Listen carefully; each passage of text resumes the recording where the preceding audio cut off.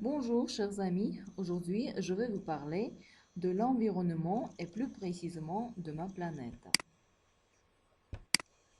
Notre Terre. Notre Terre est notre maison à tous. Les forêts et les montagnes, les champs et les océans nous offrent leur beauté et leur richesse. Mais il ne faut pas oublier que nombreux dangers menacent notre Terre. Nous devons la protéger pour notre propre bien et pour celui des générations à venir. Le visage de notre planète change, les forêts deviennent moins nombreuses, les étangs et les lacs meurent, les déserts s'étendent. Le rapport entre l'homme et l'environnement sont très compliqués. La nature est la source de la vie. L'homme admire sa beauté et exploite ses richesses.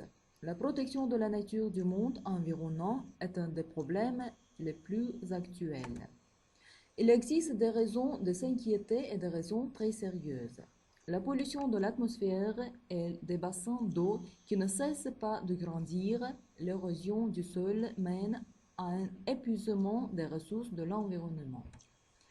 Nous parlons aujourd'hui des problèmes concernant la protection de la nature et de l'environnement. Pourquoi?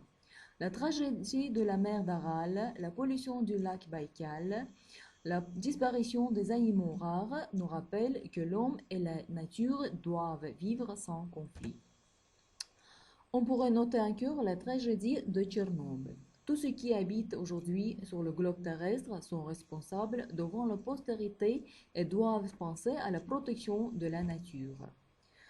Les problèmes des grandes villes. Avec la naissance, les villes comme New York, Mexico, Tokyo, Londres ou Paris, l'homme a perdu toute relation avec la nature. Peu à peu, on a détruit des vieilles maisons pour les remplacer par des immeubles ou des tours. Des millions de personnes vivent ensemble. On retrouve alors d'autres problèmes comme celui des déchets. Ce sont des milliers de tonnes de déchets qu'il faut enlever tous les jours, transformer en les brûlant en fume polluante. À chacun sa pollution. On trouve encore de l'eau très pure dans les montagnes, mais presque partout, les produits industriels polluent les rivières. L'eau pure est un produit rare en France. On en vend beaucoup en bouteilles plastiques ou même en boîtes métalliques. Voilà pourquoi on retrouve un peu partout ces boîtes ou ces bouteilles quand on fait un pique-nique. La nécessité de protéger et améliorer l'environnement est évidente. La protection de la nature est garantie par les lois sur la santé publique, sur le sous-sol, sur les forêts, les eaux, les terres, sur la protection de l'air atmosphérique et sur la protection de la flore et de la faune. On organise des conférences sur la protection de la nature à des niveaux élevés.